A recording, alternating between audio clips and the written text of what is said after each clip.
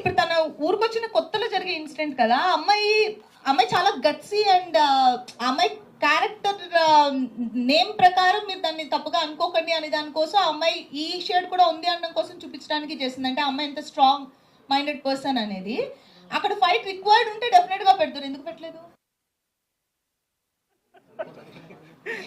పెట్టలేదు.